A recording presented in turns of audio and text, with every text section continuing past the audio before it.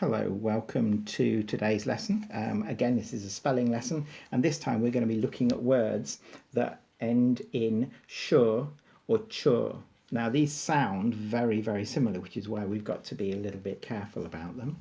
First part, remember, if you remember from yesterday's lesson, first part is the collect and classify part of it. So what you do is you put sure at the top on one side and chur at the top in the other. And then what you do is you run around the house and you look at books and things like that, and you find words that end in S-U-R-E.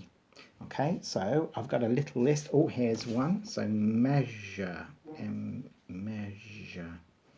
Okay, so with measure, the S makes a sh sound rather than a s sound.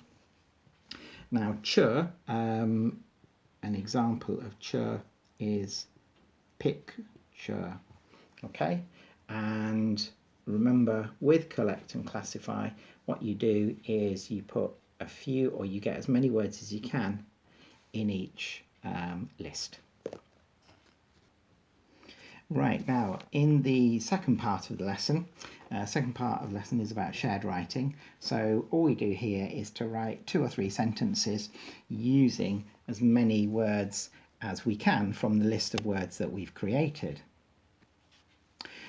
So my first sentence, I've had a bit of a think about this. So I'm imagining that some people are looking at a photograph of something, and so we could call this a picture. So the picture showed, what did it show? Well, it showed a group of children, possibly, showed the children, and what were they doing? Well, let's pretend they were on an adventure. The picture showed the children on an adventure.